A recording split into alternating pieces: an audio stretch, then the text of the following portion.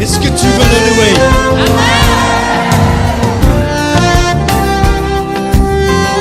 Si tu veux le louer, sache qu'il faut que tu le fasses avec le cœur. Si tu veux le louer, lâche les pensées qui t'attachent et te font peur. Si tu veux le louer, aime ton âme et celle aussi de ton voisin. Si tu veux le louer, sème avant que tu récolteras demain. Pas besoin de diplôme, pas besoin de latin. Nous nous plaçons entre tes mains. Bénis cet aliment. Jésus. Amen. On rasseoir.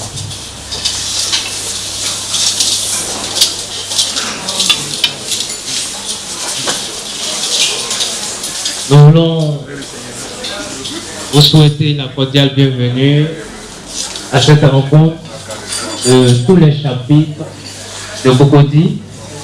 Je suis Donatien Kanga, chef de projet dans une agence web marketing que nous avons cofondée. Je suis par ailleurs le président du chapitre André Palmier, qui fait partie des chapitres qui organisent cette rencontre. J'aurai la lourde charge de vous conduire en tant que maître de cérémonie tout le long de ce moment. Nous voudrons vraiment, au nom du comité d'organisation, vous dire merci. Merci d'avoir sacrifié de votre temps en ces moments de pointe, puisque décembre est un mois très chargé, encore plus un samedi. Mais nous pensons, nous sommes très ravis de la gratitude que vous nous faites de répondre à notre invitation. Sans plus tarder, donc, nous allons suivre notre programme et nous allons passer à la présentation de la communauté qui vous a invité ce matin. La communauté des hommes d'affaires du plein évangile qui organise ce moment. Et ce sera M. Nika Dao Emmanuel. Mademoiselles, mesdames et messieurs, je suis M. Babou Nika Emmanuel. Ce matin, je voudrais souhaiter à chacun de vous la cordiale bienvenue en ce restaurant Sangria qui nous unit au nom de la communauté internationale des hommes d'affaires du plein évangile. Ce matin, nous avons quitté nos maisons à l'invitation des amis, des frères et des sœurs. Il est important que nous sachions quel est le mouvement qui nous invite ce matin. La communauté internationale des hommes d'affaires du plein évangile, traduit de l'anglais Full Gospel Businessmen Fellowship International, est une idée qui a été créée par un industriel laitier du nom de Demos Shakarian, un Américain d'origine arménienne. Ce monsieur, lors d'un échange avec un de ses amis du nom de Charles Price, qui en 1945 lui avait donné une prophétie comme quoi, avant le retour du Christ, il aurait une effusion du Saint-Esprit sur les laïcs. Après que cette prophétie ait été donnée, ce monsieur va faire un constat. Le constat est lequel? Il a constaté une désertion des hommes au sein des églises locales. Cette désertion a suscité en lui une interrogation. Vous pouvez se trouver les hommes lorsqu'ils ne sont pas à l'église. Il a arrêté la décision suivante. Ils devaient se trouver sûrement dans leurs affaires, dans leurs activités, dans leur profession. Il a par la suite décidé de créer ce mouvement-là qui va réunir les hommes d'affaires sur les points, sur le lieu d'activité, là où ils travaillent, afin de pouvoir partager leurs expériences avec le Seigneur. Et c'est ainsi qu'en 1951, il va interpeller certains de ses amis et va naître de façon juridique et administrative la communauté internationale des hommes d'affaires du plein évangile. Pendant 1 an, 2 mois, ils vont trimer, voulant faire progresser cette communauté de par ses propres efforts. il ne va pas arriver à ses fins, au point où un découragement sera suscité de la part de ses collaborateurs qui, malgré toutes ces difficultés, le soutenaient par amour pour lui ou par envie de ne pas le décevoir. Le samedi 20 décembre 1952, ces messieurs-là vont prendre leur courage à deux mains et lui dire: si dans une semaine il n'y a pas de miracle, M. Demos, il faudrait que nous arrêtions toute activité. C'est ainsi que la nuit du vendredi au samedi 27 décembre 1952, M. Demos va chercher la face du Seigneur. Et pendant qu'il était en train de prier, Dieu va lui parler en lui déclarant cette affirmation: pourquoi doutes-tu de ma puissance? Et à travers ce dialogue avec le Seigneur, il va connaître une vision, il va avoir une vision où l'Esprit de Dieu va le transporter et va lui faire faire le tour de tous les différents continents. Au cours de cette vision, il va voir des visages proscrits de millions de personnes au travers de chaque continent. Des visages glaciaux, des visages figés, des visages sans vie. Et à la fin de cette vision, Dieu va lui montrer un autre tableau de cette vision où ces mêmes visages qu'il avait vus auparavant, figés, tristes, misérables, vont être... Merci. Nous avons une autre éminente personnalité du Bureau national. Il s'agit du vice-président national, M. Ange Diabois, qui est aussi présent.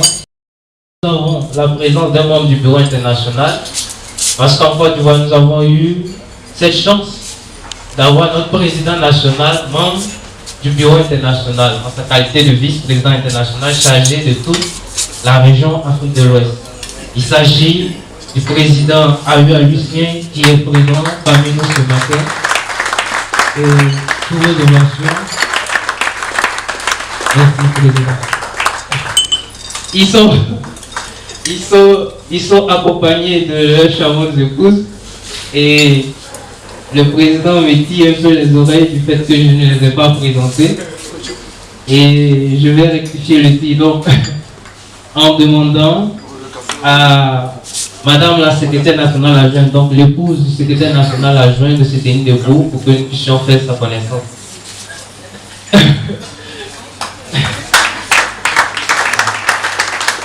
C'est l'épouse du secrétaire national adjoint, Madame Debo Sarah.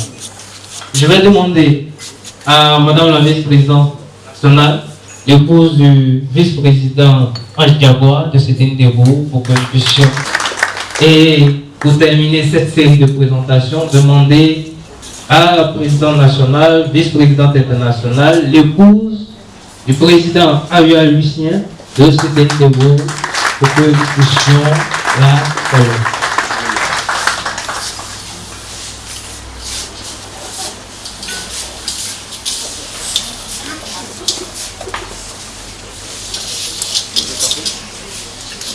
Nous enregistrons la présence de deux autres membres éminents du Bureau national et donc nous allons profiter pour les présenter. Je vais demander au secrétaire à la communication de se tenir debout pour que nous puissions le saluer. Le secrétaire à la communication. Merci. Et autre membre du Bureau national présent parmi nous ce matin, c'est le trésorier national, M. Tietiali. Nous nous demandons de se tenir debout pour que nous puissions le saluer. La présentation officielle ainsi faite, nous allons maintenant écouter le premier témoin qui nous présentera un court témoignage de l'expérience qu'il a vécue. Il s'agit de M. Ange Kofi Diabois, le vice-président national. Il est chef d'entreprise, marié, père de 4 enfants. Nous allons laisser toute la place pour qu'il nous partage cette expérience d'homme le plus heureux sur terre. Bonjour tout le monde. Alors ce matin, je voudrais, excusez-moi, j'ai un peu la voix en force de bouiller. Ce matin, je voudrais vous rendre mon témoignage. Comment je suis arrivé à cette communauté, qu'est-ce que Dieu a fait pour moi et qu'est-ce que j'ai gagné en m'engageant à la communauté internationale des hommes d'affaires du plein évangile. Voilà, je suis arrivé dans cette communauté un jour de faillite. Je venais de faire faillite en 2006 précisément. À cette époque, j'avais une boîte de courtage à l'assurance et j'ai fait faillite. Je ne vais jamais oublier ce jour-là, c'était un jour de pluie, de forte pluie. Je ne pouvais plus payer mes factures. J'ai ramassé toutes mes chaises, les tables de bureau, dans un grand camion Kia. Et puis, je suis allé déverser ça dans ma cour. Je me rappelle ce jour-là, mon voisin, très proche, est sorti. Puis il a commencé à se moquer de moi. Quelques temps après, j'ai reçu un message d'une amie d'enfance, qui m'a dit, je t'invite à une réunion à Igotel Plateau, à une réunion des hommes les plus heureux sur terre. Je lui dis, mais qu'est-ce que c'est? Je la rappelle, je lui demande, est-ce que c'est un mariage? Elle me dit non. Je lui demande, est-ce que c'est un baptême? Elle me dit non. Je lui dis, mais qu'est-ce que c'est? Tu m'invites à quoi? Elle m'a simplement répondu, viens, tu vas voir. Et je me suis déplacé, j'ai informé mon épouse. Voici Pélagie qui nous invite à une réunion. Je ne sais pas ce que c'est un peu suspect, mais je vais aller voir quand même pourquoi elle tient à ce que je sois présent. Je suis allé à cette réunion et j'ai été frappé par une chose. Tous ceux qui étaient là à cette réunion rendaient des témoignages de ce que Dieu avait fait dans leur vie. Et les gens, au travers des témoignages, manifestaient l'amour de Dieu dans leur vie et dans leur cœur. Ça m'a profondément marqué. Ça m'a profondément marqué. Et une chose que j'ai notée, c'est qu'il y avait une telle fraternité, il y avait une telle communion, il y avait une telle union à cette réunion. Et ça m'a fait beaucoup de bien. Quand je suis sorti de cette réunion, j'ai dit à cet ami, cette communauté m'intéresse. Je pense que ma place est dans cette communauté. Et la prochaine réunion, j'étais présent à la prochaine réunion. Et là encore, j'ai entendu des témoignages. Et ce jour-là, m'a dit de rendre un témoignage de ce que Dieu avait fait dans ma vie.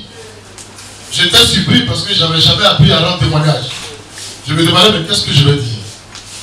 Et j'avais, à ce jour-là, appris à dire un bienfait de Dieu dans ma vie. Et ça m'avait fait énormément de bien. Et quand je suis retourné à la maison, le Seigneur a parlé à mon épouse de façon claire et précise. Il faut dire que ma boîte venait de faire faillite.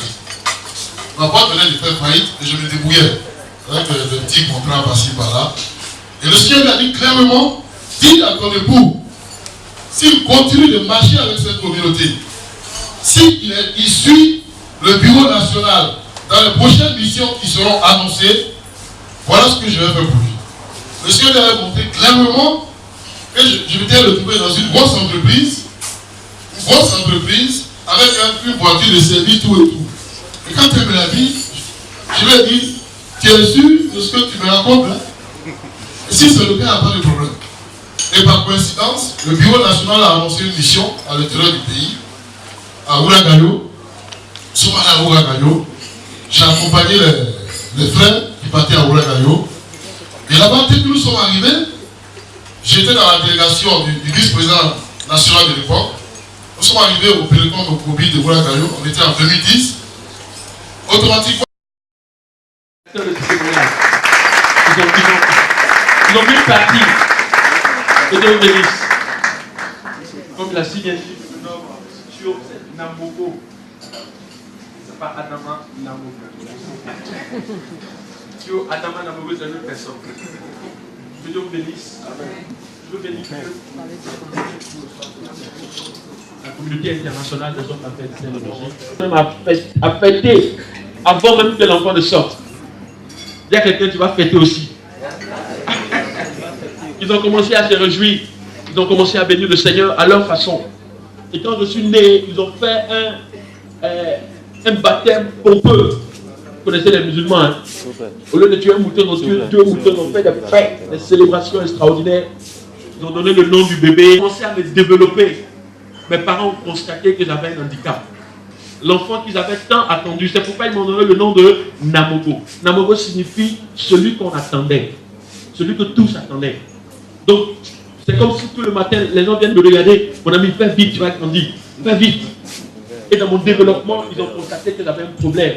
J'étais né bègue. Mais quelque chose de grave. Il y a des années de cela, si je devais m'arrêter, si prendre le micro pour parler devant toi, je allais dire à celui qui t'a invité, mon ami, il ne faut pas m'inviter dans vos conneries là. Je t'assure. Parce que pour dire quelques mots, peut-être que j'avais déjà cassé 4 carreaux ici. À force de taper le sol, personne n'allait accepter de m'écouter. Donc quand mes parents ont découvert cela, ils étaient encore plus meurtris. Mon père disait, mieux vaut ne pas nous donner un garçon que de nous donner quelqu'un qui ne ressemble même pas à un homme. C'est comme ça qu'il parlait. Parce que je n'arrivais même pas à placer un mot.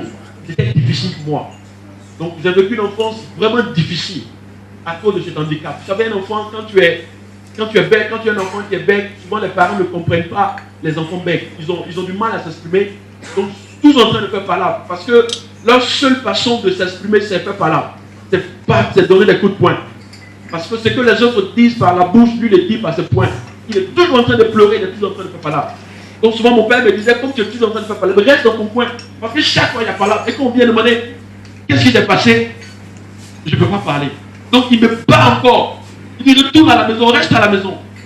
Ne sors plus parce que chaque fois il y a palabre. Chaque fois tu es l'auteur. Chaque fois, oh souvent j'avais raison. Quand même.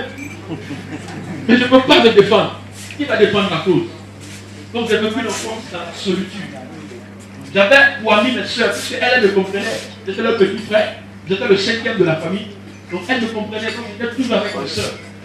C'était pas facile, mes parents étaient humiliés. Mes parents, en tant que bon sur nous, ils ont fait ce qu'ils pouvaient. Je vous assure qu'on entrait partout. Pour que le fils, parce que j'étais considéré comme l'aîné de la famille. C'est vrai que j'avais une soeur aînée, mais parce que le premier garçon, j'étais considéré comme l'aîné de la famille. On est passé partout. On a vu le marabout, on a vu le charlatan, on a vu le féticheur. J'ai mis des choses sur la langue. Je ne sais pas si ce sont des gélules, mais des gélules traditionnelles. Des gélules sur la langue, toutes sortes de pratiques. Des eaux bizarres, à des endroits bizarres. Où la bouche, j'ai ouvert la bouche. Rien n'est fait. Après même j'étais en train d'envisager de faire l'opération. On a dit non, c'est pas. Vraiment, c'est pas possible. Il faut la grâce de Dieu comme on le dit aujourd'hui. Donc mon père était découragé. Il se demandait même s'il devait m'envoyer à l'école. Quelqu'un qui ne peut pas parler, est-ce qu'il faut l'envoyer à l'école? Mais Dieu dans sa grâce a permis que je parte à l'école. Ce n'était pas facile. L'école primaire c'était difficile parce que quand on arrivait à l'étape de la lecture, moi c'était un calvaire. Je n'aimais pas la lecture quand j'étais enfant parce que ils vont voir qui tu es en réalité. Ils vont voir qui tu es. C'était difficile pour moi. Quand c'était le temps de compétition de passage, souvent le maître, ce qu'il faisait, il laissait tous les élèves sortir d'abord. Et moi, il me prenait en dernière position. Parce que chaque fois qu'on je faisais la lecture, après la récréation, j'étais en pleurs parce que les élèves connaissaient les enfants. Hein. Ils se moquaient de moi copieusement. Donc je faisais parler avec tout le monde. Donc souvent le maître avait pitié de moi. Il me laissait à la fin, quand tous les élèves sortaient, et puis il dit, maintenant faut t'asseoir. Dis quelque chose. Dis seulement quelque chose, je te donne une note. Je ne veux pas que tu fasses une lecture extraordinaire. Oh, vous ne pouvez pas imaginer. Souvent, il y a des enfants qui encaissent beaucoup de choses. Hein. Quand tu n'as pas de parents avec qui tu peux échanger avec qui essaient de te comprendre, c'est là que les enfants dévient et puis ils ont des pratiques qu'on n'arrive pas à comprendre jusqu'à aujourd'hui. Il dit quelque chose, dis seulement une phrase, je ne sais pas, et puis je te donne une note. Souvent même il avait pitié, il dit bon, il faut partir, Puisque dans les autres matières, j'étais bien en maths, les autres matières, ça allait très bien. Et donc c'est comme ça que j'ai vécu dans l'humiliation, dans la honte. Dans mon enfance, souvent je me disais que si Dieu existait, Dieu ne permettrait pas que moi je fasse comme ça. C'est parce que Dieu n'existait pas que ces choses-là sont. Donc, c'est vrai qu'on partait à la mosquée, c'était quelque chose de normal, c'était quelque chose de culturel pour moi. Je le faisais parce que les parents faisaient, on le faisait même. Il n'y avait pas de passion, il n'y avait rien d'autre que ça. Et donc, les choses se sont succédées ainsi. Je suis allé au collège, après j'ai fait le lycée, et c'est à partir de la classe de terminale que les choses vont commencer à se produire dans ma vie. Vous savez, un homme ne vit pas réellement tant qu'il n'a pas rencontré son Créateur. Peu importe ce que tu fais, peu importe ce que tu as, peu importe tes possessions, bien aimé, ta vie commencera réellement le jour où Dieu entrera en scène dans ta vie. Et moi, c'était mon cas. Je dis toujours, avant cette date, je ne vivais pas, je me contentais d'exister simplement. J'étais l'homme de moi-même. Je rasais la vue passer inaperçue pour ne pas que quelqu'un se moquait de moi. Donc tout ce que les gens appellent drame, copine, gargo, on n'a pas connu. Parce que pour parler un go, un gars, il faut avoir les mots. Hein? Il faut avoir les mots. À l'époque, je me rappelle, mes amis faisaient des lettres, et puis ils les citaient par cœur dans la chambre. Quand je te vois, tu as la punaise de mes yeux, tu es ceci. Moi, je ne pouvais pas faire tout ça. Donc, j'étais jamais fan. J'ai une forme de gaz dans mon cœur. Parce que le courage que je devais avoir pour me tenir devant vous dire quand je te vois, c'est trop fort. Donc j'ai emmagasiné des choses dans ma vie et puis j'étais là. Jusqu'au 18 mai 2001, j'étais au lycée Garçon, en classe de terminale D6, c'était au lycée Garçon de Benjerville. C'était un vendredi. Je me rappelle ce jour-là, quand je suis sorti de l'internat, parce que j'étais interne au lycée Garçon de Benjerville, on avait fini le petit déjeuner, et quand on est sorti, on est entré en chambre, après on est parti au cours. Et à chaque fois quand je marchais au lycée, il y avait une affiche qui était là, et qui annonçait une veillée de prière qui aurait lieu le soir, à 21h, au foyer des jeunes de Benjerville. Pour ceux qui connaissent Benjerville, le foyer des jeunes est à pratiquement 500 mètres, à 500 mètres du lycée Garçon. Donc à chaque fois quand je passais devant cette affiche, quelque chose se passait dans mon cœur. Moi qui étais un bon musulman, c'était même pas normal même que je m'arrête même pour lire l'affiche chrétienne. Parce qu'au lycée, tout le monde me connaissait comme étant le bon petit musulman, celui-là qui aimait être là avec le frère musulman, prier, tout ça. Donc à chaque fois quand je passais devant l'affiche, quelque chose se passait dans mon cœur. Il y avait quelque chose que je ressentais qui était inhabituel. Mais bon, je n'ai pas donné, je ne faisais pas attention à ces choses-là. Et donc nous sommes partis, il était midi le soir, c'était un vendredi soir. À l'internat, chaque 15 jours, il y a des élèves qui peuvent aller en famille. Et on était à l'approche des examens de fin d'année. Donc nous, on avait décidé de rester à l'internat pour étudier, pour réviser nos cours, pour être en jambes pour le baccalauréat. Et donc ce jour-là, c'était un vendredi, il était 19h. Nous sommes allés au réfectoire, on a mangé, et après nous sommes venus en chambre. On était en train de se reposer, et après descendre en salle d'études pour aller étudier. Et donc j'étais allongé sur mon lit, et j'étais en train de digérer, je digérais parce que j'aimais beaucoup la solitude. À cause de ce que j'ai vécu, j'aimais beaucoup la solitude, j'avais pas beaucoup d'amis, j'aimais rester dans mon coin, écouter mes pensées, voilà, défiler, j'étais épanoui comme ça, je sais que personne ne se moquera de moi. C'est comme ça que je vivais. Et donc pendant que j'étais là couché sur mon lit étendu, j'ai eu comme une vision, j'ai eu comme une apparition d'une personne qui était en face de moi. Je ne distinguais pas bien la forme de son visage, mais je voyais la silhouette de cette personne qui était en face de moi et qui me regardait et qui m'a dit une parole. Il m'a dit, aujourd'hui, je suis venu te chercher. À 2 reprises, j'ai pris peur, mais je me suis dit, c'est mon imagination, puisque moi j'aimais me perdre dans mes pensées. Je me suis dit, ça c'est mon imagination. De toute façon, tu es venu, tu n'es pas venu, moi je suis là. Je ne sais pas de quoi tu parles. Et donc, c'est mon imagination, c'est comme ça que j'ai vu la chose. Et quand il était à 22h pratiquement, nous sommes descendus en salle d'études. Et alors que nous étions en train d'étudier dans la salle, on entendait déjà la musique. À 500 mètres, vous voyez les jeux, la veille de prière avait commencé par des cantiques de louange, par des cantiques d'adoration, tout ça. Donc j'étais avec un ami qui était catholique. On était dans la salle, lui on s'entendait très bien, parce qu'il me comprenait. Il était catholique chrétien, moi j'étais musulman. On s'entendait parce que chacun a son territoire. Et puis bon, il sait que moi il ne parle pas beaucoup aussi. Donc on étudiait ensemble parce que c'est quelqu'un qui était vraiment bien dans les maths, qui m'aidait. Donc on étudiait ensemble. Et donc on a commencé à étudier jusqu'à 22h, 23h. Arrivé un certain temps, je n'arrivais plus à me concentrer sur ce que je faisais. J'étais là, je me forçais pour étudier, pour me concentrer. Et je n'arrivais plus à étudier. C'est comme si mes pensées se mélangeaient. Et j'ai commencé à entendre la même voix qui m'a parlé quand j'étais en chambre. Cette voix encore est apparue. Et cette voix m'a dit, écoute, arrête d'étudier, laisse tes affaires et va à ce temps de prière. J'ai entendu cette voix, un musulman. Je ne connais pas la voix de Dieu, je ne connais pas le Saint-Esprit. Est-ce que vous comprenez? Donc je n'ai pas fait attention à cette voix. Donc je continuais d'étudier. Mais au fur et à mesure que j'étudiais, je n'arrivais plus à me concentrer, je n'arrivais plus à me disposer. Et mon voisin me disait, mais écoute, mais qu'est-ce que tu fais au tableau? Qu'est-ce que tu écris? J'ai dit, écoute mon frère, je ne sais pas ce qui se passe, mais j'ai entendu une voix qui me dit que je dois arrêter d'étudier pour aller à ce temps de prière. Il m'a regardé, il a commencé à se moquer de moi. Il dit, mais toi l'imam, qu'est-ce que tu vas aller chercher dans cette affaire de chrétien là, dans cette affaire de prière? Je lui ai dit, écoute mon ami, je ne sais pas de quoi il s'agit, mais je sens que je dois aller à ce temps de prière. Il dit, mais on est en train d'étudier, c'est ce qui est important. Il faut qu'on étudie. J'ai dit, écoute, moi je ne sais pas. Il dit, mais de toute façon, même si on veut aller à ce temps de prière, on n'a pas l'autorisation du proviseur pour aller. Parce que les élèves étudiants qui étaient avec nous, au lycée, ils avaient reçu une autorisation écrite des mains de madame le proviseur pour aller assister à ce programme. Avec leur nom. Donc quand ils viennent à la porte, le gardien vérifie leur nom, puis on les laisse partir à ce temps de prière. Nous, on n'avait pas fait de demande, puisqu'on n'était pas intéressés. Je lui ai dit, écoute, moi je ne sais pas ce qui se passe, mais je sais une chose, je dois être à ce temps de prière. Je ne sais pas comment ça va se passer, je dois être là-bas.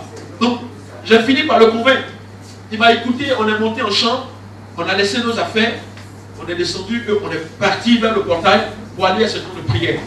Et la chose extraordinaire qu'on a vue au portail, c'est que quand nous sommes arrivés au portail, on a vu le portail qui était grandement ouvert et il n'y avait pas de gardien à la porte. Il m'a regardé, il était touché, il a dit wow.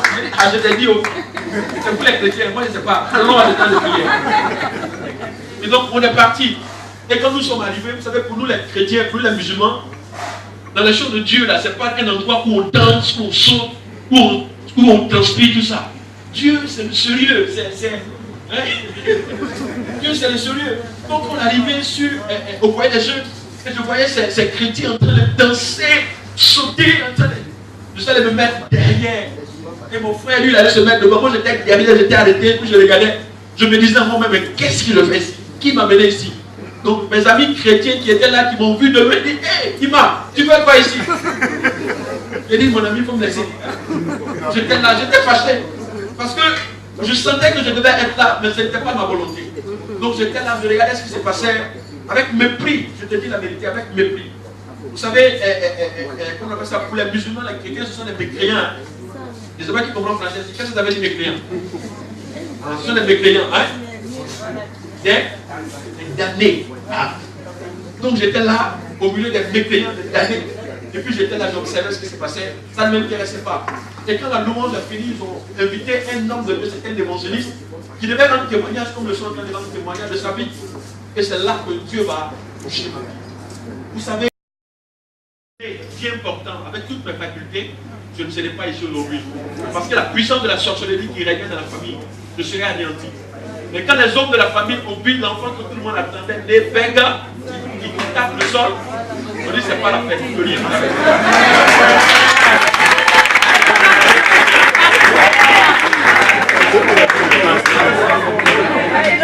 Vous savez, ton handicap d'aujourd'hui peut être ta force de demain.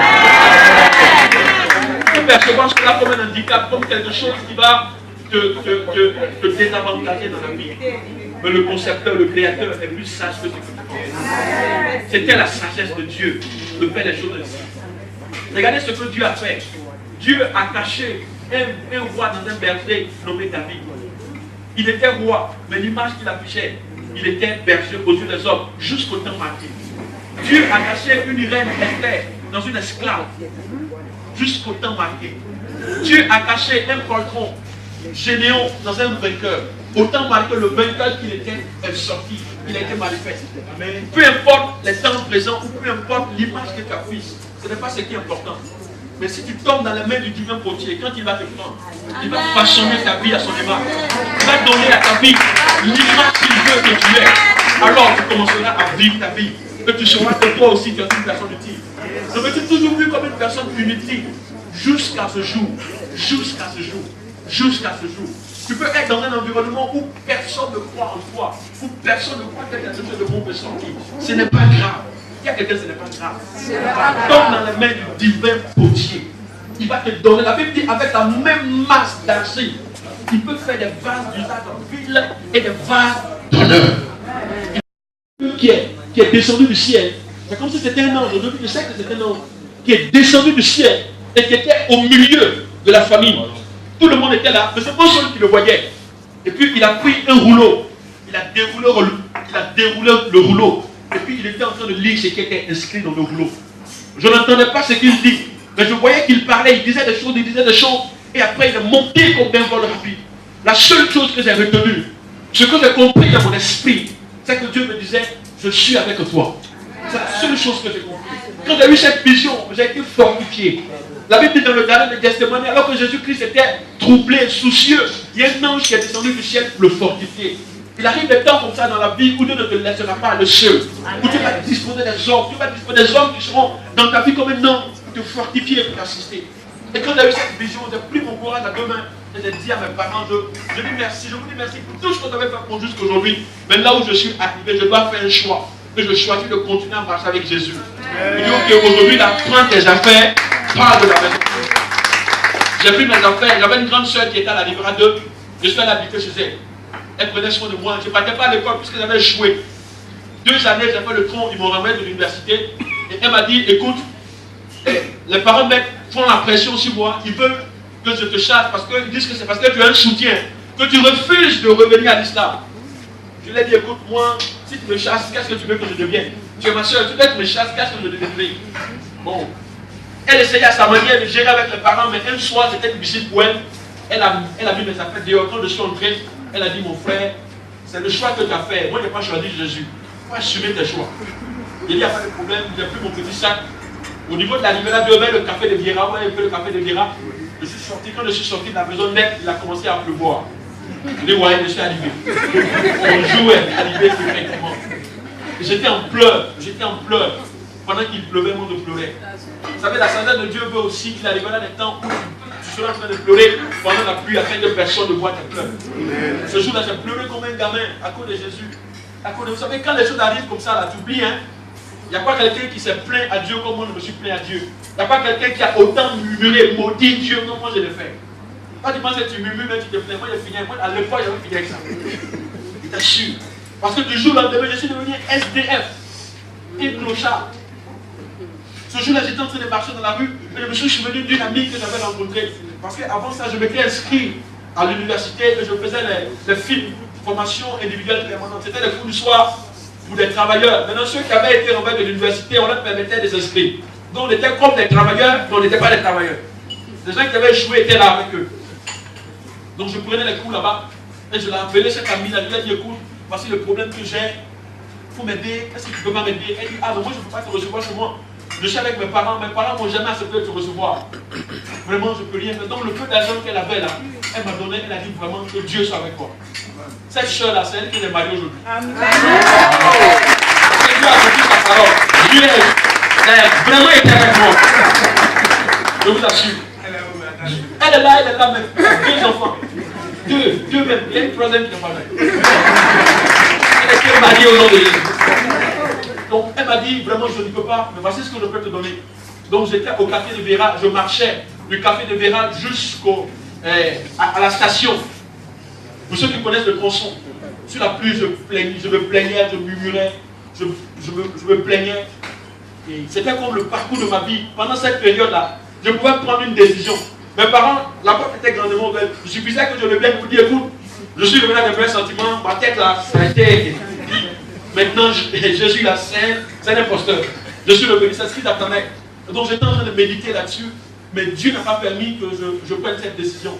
Et je me suis rappelé d'un ami qui était comptable dans une grande école, et STP le Jourdain, qui était à Cocody, derrière l'INSA.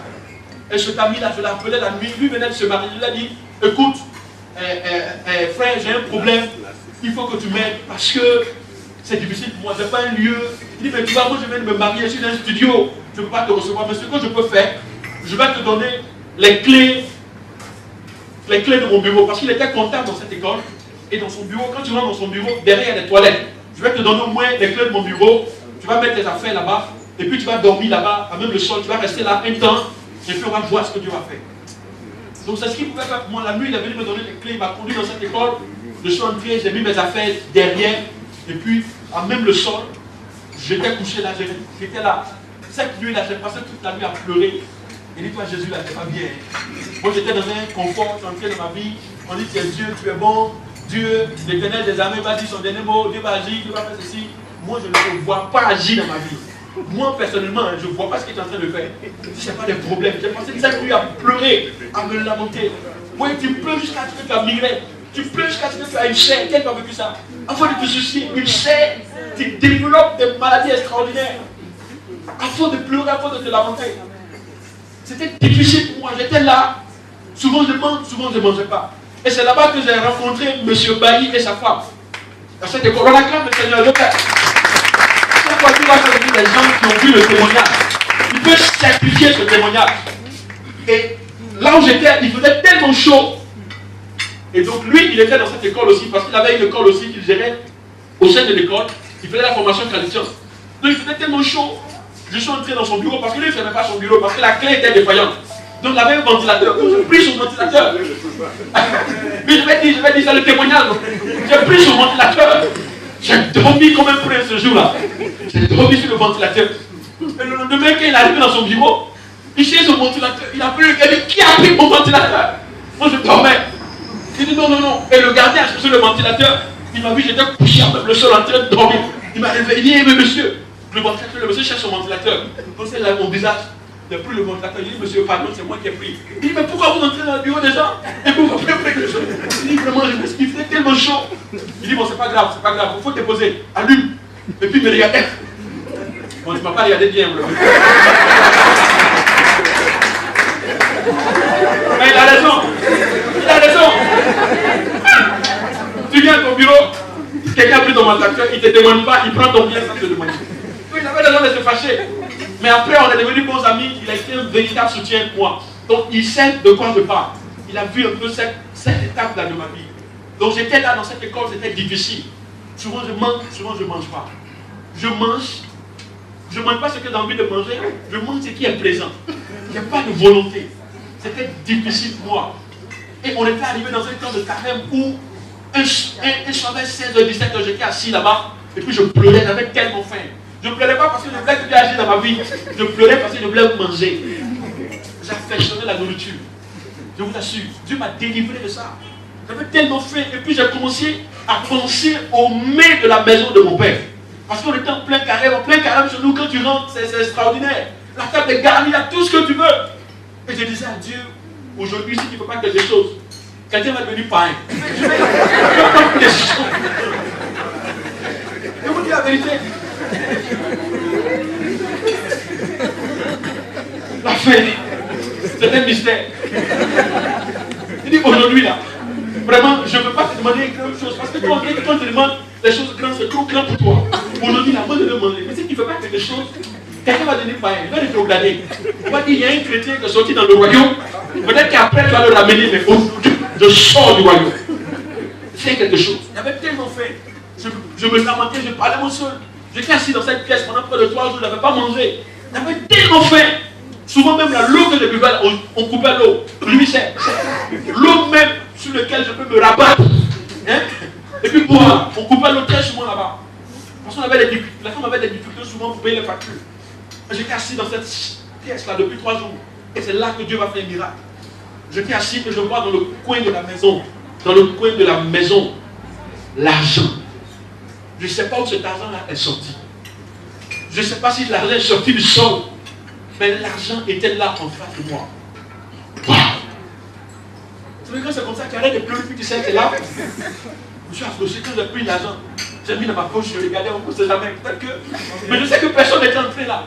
Je suis allé manger garba. Il y a des gens qui mangent garba parce que c'est une nourriture qu'ils affectionnent. Nous mangeons garba parce que c'est ce qui est là.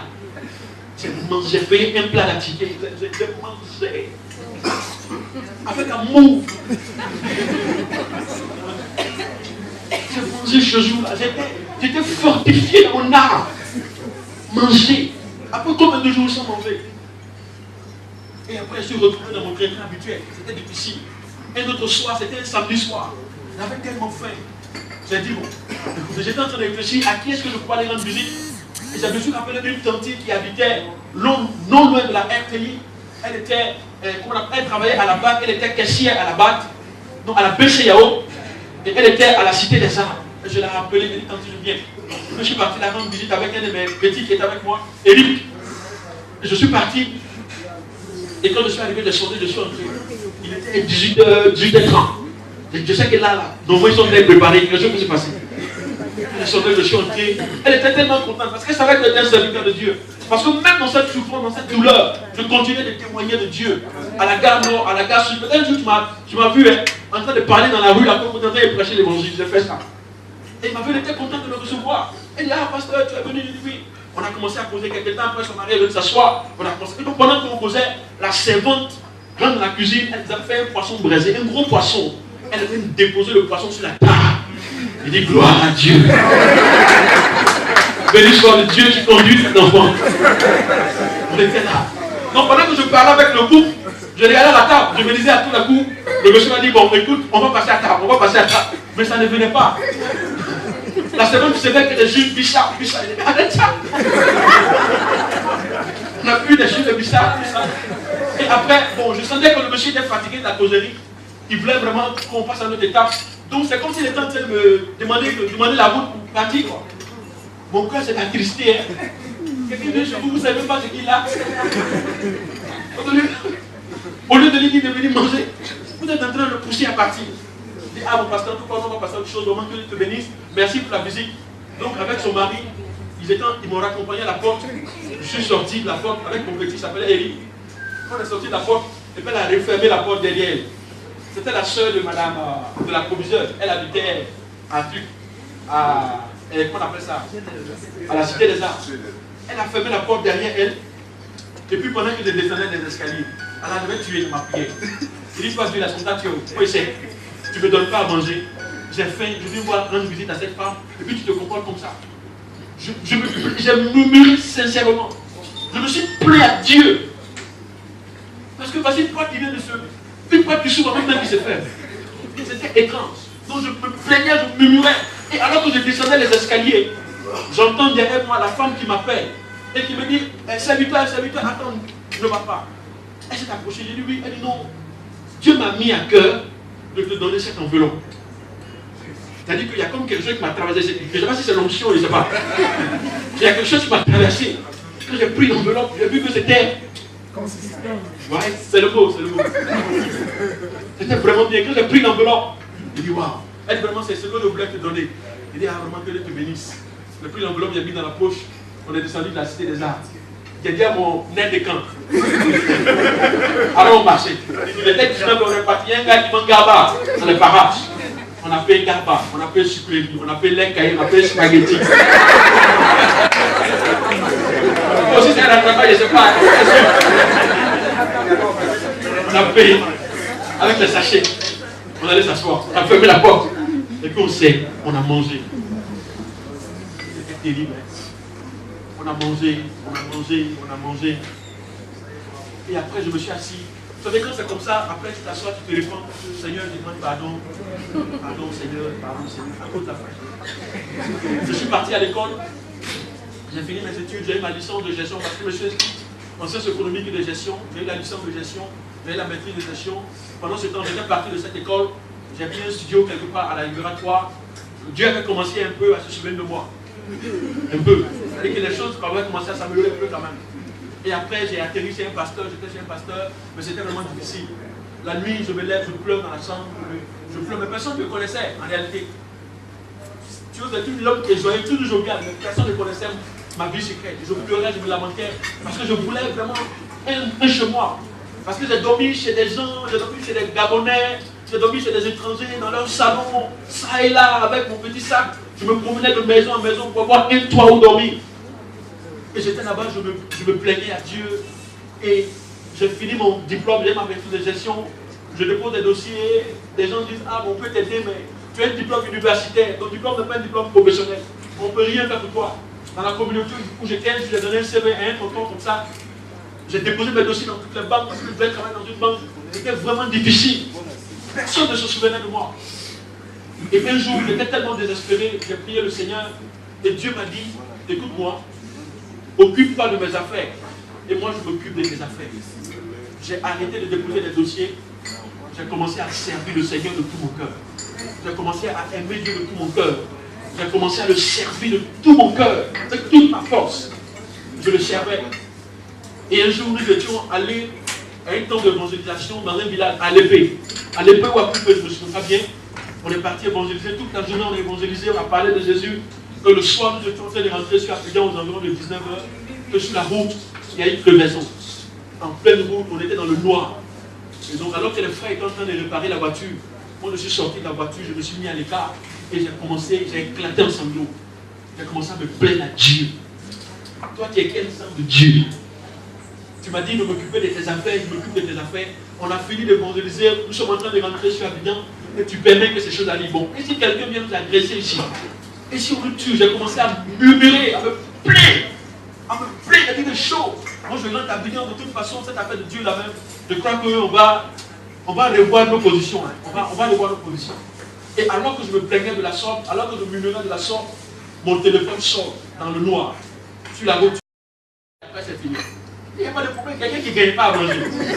Quelqu'un qui souffre. On dit travail, il faut te donner 80 000. Saisis-les. Il n'y a pas de problème. J'accepte le travail. Je l'ai fait avec un cœur pur. Je me donne coréen. Je fais le travail. Et au bout de 3 mois, le contrat devait s'arrêter. Il avait me voir, il a dit vraiment tu es un enfant qui est bien, tu es respectueux, tu es toujours dans mon bureau, tu es en train de lire la Bible, tu es en train de prier. Parce que souvent quand il passe dans mon bureau, il me voit en train de prier en langue. Lui pensait que moi je prie en anglais, il a dit je comprends tellement l'anglais, je prie comme ça. Tu parles anglais, oh mon anglais était limité. Donc il m'a aimé comme ça et puis on est resté de bons amis. Donc il a dit écoute monsieur Thio, ton contrat arrive à terme, mais je t'aime bien, mais je ne sais pas ce que je peux faire parce que tu as un bac plus 4 là-bas. Engagé parce que c'est une belle fille. Cette communauté, elle est de Dieu. Je vous introduis, ça veut dire que vous n'êtes pas encore important. Vous savez, quand le président de la République, on dit Monsieur le Président, automatiquement tout le monde se lève, vous n'avez pas remarqué? Donc on doit appeler quelqu'un. Non, il est rentré là. Il est sorti. Ça veut dire qu'il n'est pas encore important. Ouais. Priez pour moi. Et que je devienne. Tu ne vas pas la reconnaître. Et ta joie sera si grande. Il y a des choses que tu disais que tu ne pourras plus dire. Parce que tu seras toujours en train de louer Dieu, de le bénir. Tu as vu ce monsieur, il se plaignait tout là. Est-ce que tu te plains encore?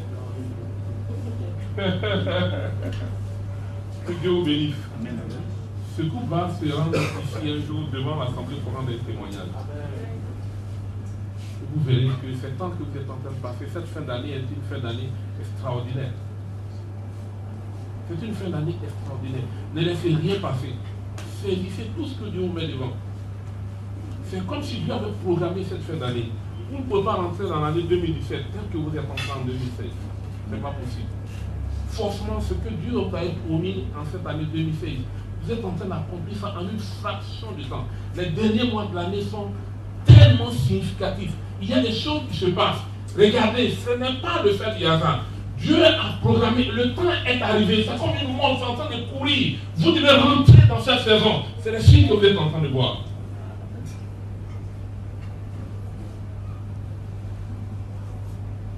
Le rappeur a dit, il a parlé d'Esther.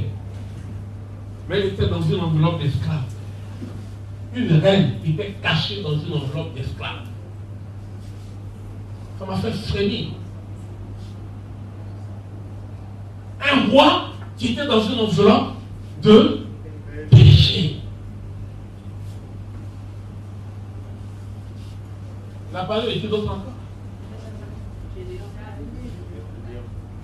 Un héros qui était dans une enveloppe de fortune. Heureux de première classe. Et Dieu l'a gardé jusqu'à ce que le jour de la rencontre arrive. Demande à ton voisin, toi tu es dans quelle enveloppe?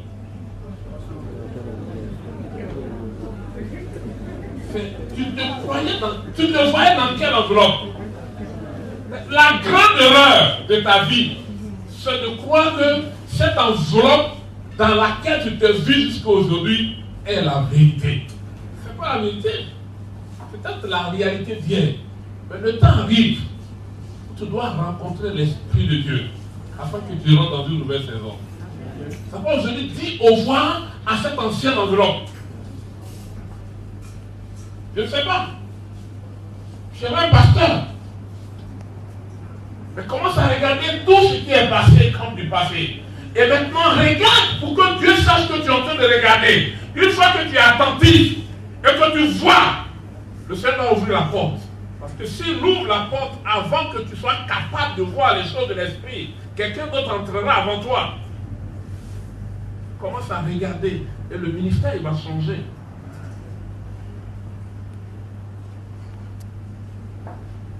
Je viens de vivre une expérience extraordinaire avec quelqu'un qui est chef d'État depuis 48 heures.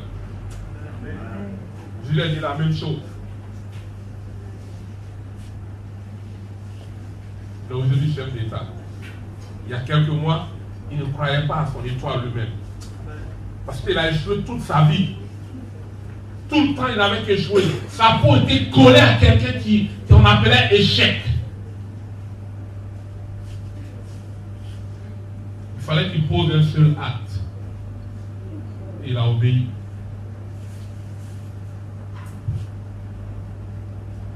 Tu te crois dans quel enveloppe? Ce matin, tu as eu une opportunité extraordinaire. Ce diable a dit, le jour où sa femme a reçu la révélation, il a dit, voici la porte que Dieu a ouverte. Si tu vas, quelque chose va se passer. Il était un peu comme un chômeur, quelqu'un qui se débrouillait. Il est devenu DAF de la plus grosse entreprise d'imagerie médicale, c'est ça, en Afrique de l'Ouest.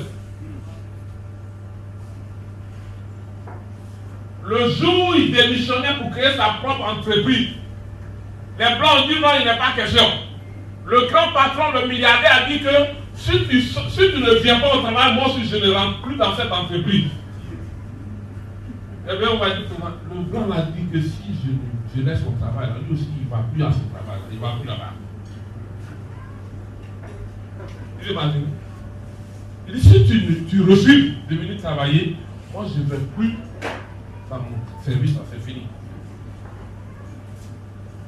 Dieu est en train de produire des hommes de valeur. Vous voyez, quelqu'un qui dit je démissionne, l'autre il est multimilliardaire. Il dit, si toi tu n'es plus là, moi je ne vais plus.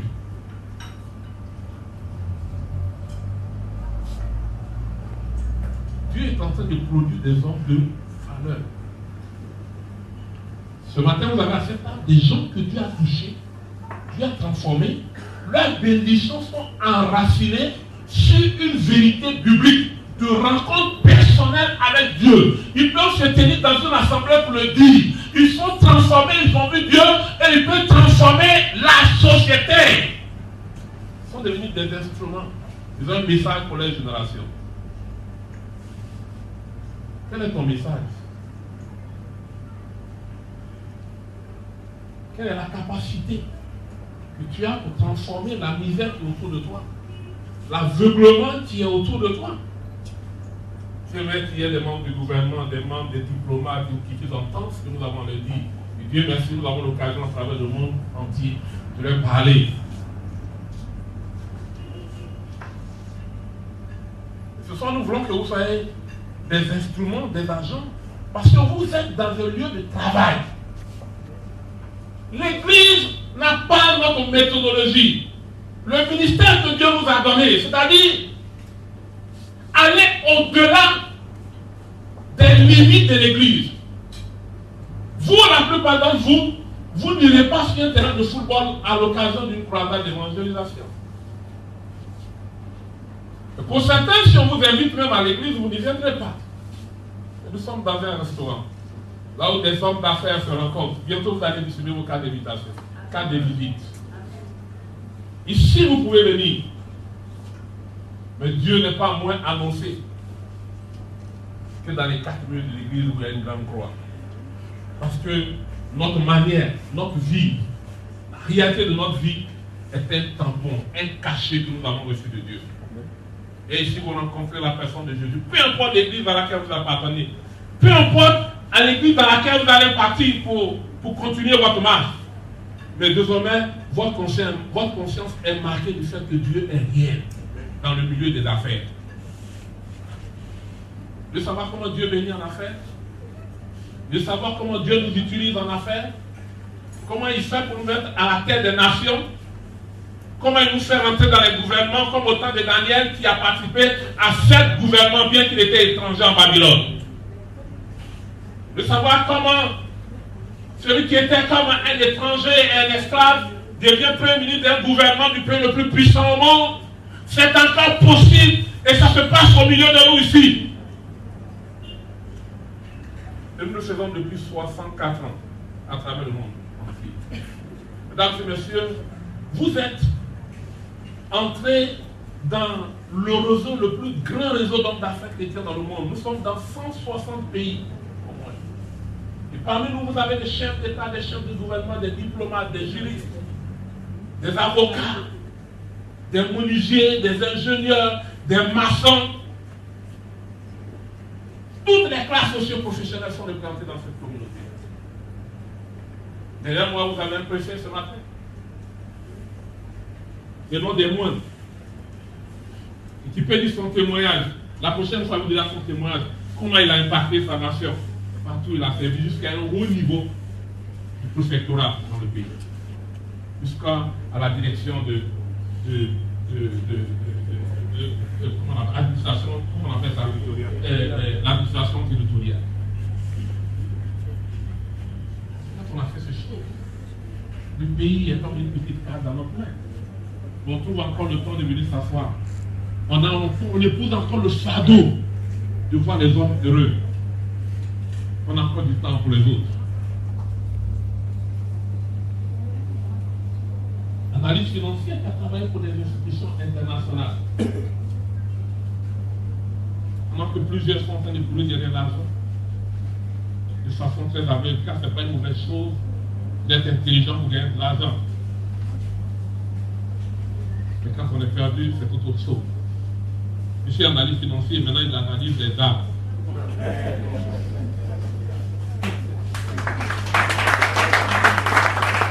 N'est-ce pas qu'à un moment on a dit que c'est des gens qui n'ont pas réussi à l'école qui parlent de livres? Mais ici, dans ce restaurant, nous avons des intellectuels comme vous, des gens de métier comme vous, qui sont en train de rendre témoignage de la réalité, de la puissance de Dieu. C'est de mieux. Ce qui est intéressant, nous le faisons avec nos locaux. Nous sommes des gens sérieux, des gens de valeur. Vous voyez, moi mon épouse est là. Ça fait plus de 20 ans que nous sommes en train de marcher. Dieu nous bénit à travers le monde entier. Nous faisons ce que nous sommes en train de faire. Pareil. Monsieur Madame Neba, son épouse était là, vous l'avez vu tout à l'heure. Elle est dans la même voie. Je suis ingénieur en banque.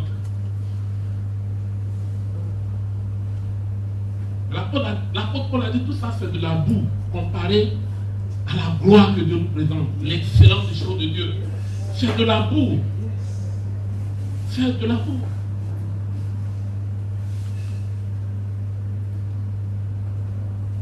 Un jour, un homme m'a dit son témoignage, c'est le webmaster de Panasonic monte. C'est auprès de lui. Et quand il rendait son témoignage, il dit, ah bon, c'est quoi Panasonic dans le monde entier, c'est quoi? Et puis il dit, je vais te dire un peu comment ça s'est passé. Mais Dieu travaille dans le secret. Dieu a positionné beaucoup de ses enfants dans des enveloppes qui n'ont l'air de rien. Mais quand le temps arrive, ouf, on découvre qui ils sont. N'ayez pas peur. Il n'y a pas eu un temps où des gens se sont convertis à Jésus comme le temps que nous sommes en train de passer. C'est-à-dire que vous n'êtes pas informés. Il y en a qui ont peur. Les autres n'ont pas le Saint-Esprit. Nous avons le Saint-Esprit. C'est qui en vous là? C'est ça, non? C'est ce qu'il a dit? Non. C'est ça qui donne la vie là où il y a la mort. Amen.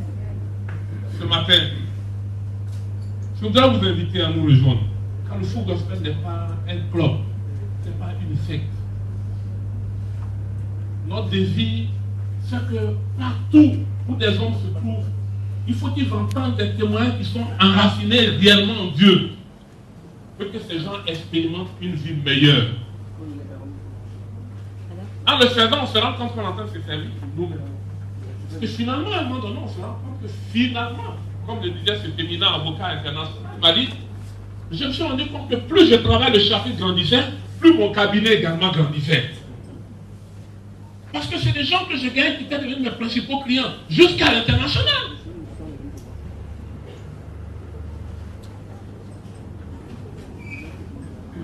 Rejoignons-nous pour que...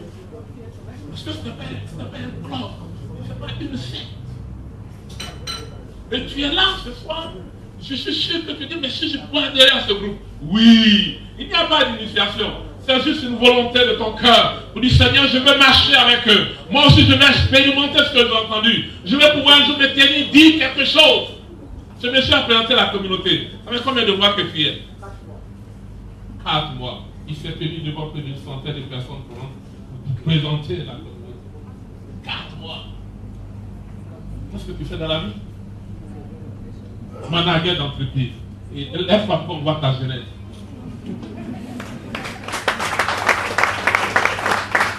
Le pays est sauvé si pendant que beaucoup de jeunes sont dans d'autres choses, dans le brutal, en train d'envoûter leur mère pour coucher à leur mère pour gagner l'argent, des jeunes de son âge sont managers et cherchent à produire pour leur nation avec l'intelligence renouvelée. Que Dieu te bénisse.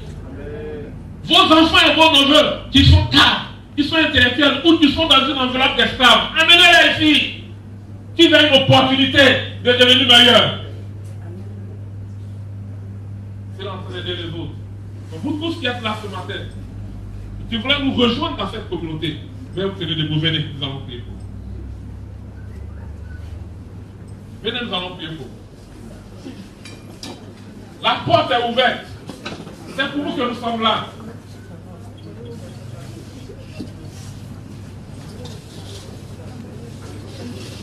Même si vous êtes pasteur, il y a des pasteurs en enceinte.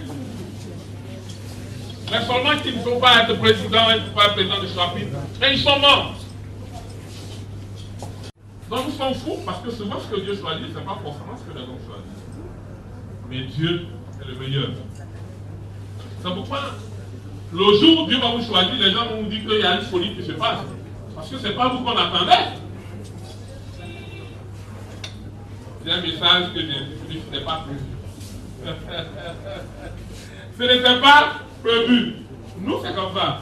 Mais quand ce n'est pas prévu, parce que Dieu a cette sagesse-là, il va faire bégayer quelqu'un, et puis au moment où les gens se rendent compte, au moins ils l'ont négligé, c'est lui qui est devant. Donc nous allons prier pour vous.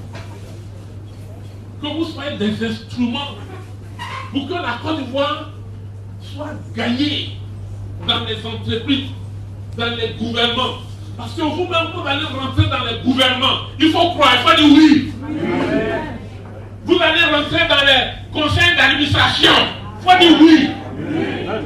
Vous allez rentrer dans la haute finance. Il faut dire oui. Quelqu'un est en train de regarder son diplôme. Je ne parle pas de ça. Dieu s'en fout de tes diplômes. Il a tout fait de tes diplômes. Il va te faire entrer dans là où tu as montré. Oublie tes diplômes, oublie tes relations. Focalise-toi sur la vision de Dieu pour toi. Pourquoi les gens se bloquent avec leurs pensées limitatives? Dieu dit quelque chose, tu dis comme je n'ai pas de diplôme. Qui t'a dit ça? Alléluia. Nous allons prier pour vous. Je vais demander. J'ai promis que ce matin, je n'allais pas prendre le micro. Donc, je vais demander du nouveau prochain. C'est mon conseiller. Les gens sont surpris, mais les jeunes. Je dis, vous n'avez rien compris. Ce n'est pas la BF qui fait le ministère. Moi, j'ai vu dans quelle enveloppe il était. Il a été le chercher dans son enveloppe. Donc, nous allons prier pour vous. Ce que nous allons demander, que Dieu lui-même allume la torche devant vous à partir de aujourd'hui. Il n'y a aucun chemin qui est pour vous que vous passerez à côté. Si c'est ouvert, vous allez rentrer tout droit. Et il reste combien de jours pour que l'année fasse? Le monsieur parle à la fois. Mais moi, j'ai vu trop de choses. J'ai vu des Chinois en train de témoigner de Dieu. J'ai vu des Arabes en train de témoigner de la réalité de la puissance de Dieu. J'ai vu des milliardaires descendre, devenir zéro. Ils sont venus reconnaître. C'est-à-dire qu'ils étaient milliardaires. Ils étaient en haut, ils disent Dieu n'existe pas. Et puis Dieu les a ramenés au bout de l'ascenseur. Ils se sont mis à dire Dieu qui est vite, et puis il a dit dans la serpent encore d'aller le mettre là-bas. J'ai vu des gens qui ont voulu être ministres depuis des années, ils font faire le tour des marchés à minuit, ils sont derrière les folles. Ça n'a pas marché. Ils sont venus à Dieu. Dieu les a rendus super bénis. Il va prier pour vous. Que les derniers jours de l'année soient pour vous. Que vous avez décidé d'entrer dans la porte. Vous allez être des instruments que Dieu va utiliser dans l'entreprise, au milieu des hommes d'affaires. Donc Dieu va vous montrer votre réelle enveloppe maintenant. Mais il faut qu'on soit au milieu d'eux. Pour que vous utilisez là-bas. Dieu donne le succès sur le plan professionnel, sur le plan des affaires. Comme Jacob, pendant que vous serez couché, il va vous montrer les domaines d'activité dans lesquels vous allez partir. Il va vous faire rencontrer des gens. Et pour certains, ça commence aujourd'hui. Celui qui a sa table, prends sa carte de visite. Parce que certainement, c'est lui que Dieu a envoyé à ta rencontre. Au moment où tu rentres ici, tu as des soucis, laisse tomber ces soucis-là. Considère que les choses commencent aujourd'hui. Dites, venez ici, ne vous cachez pas. Prophète, tu vas prier pour eux, tu vas rentrer derrière après là. Il y a un passage dans la Bible. La Bible déclare qu'Aman avait jeté le sort, il devait détruire les enfants d'Israël. Le roi avait donné son approbation. Et le décret avait été voté. Et les enfants d'Israël devaient être détruits jusqu'au 10e jour, 12e mois de l'année. Et on dit ce jour-là. Le 10e jour, du 12e mois. Hey! Non, vous-même faites assis debout. À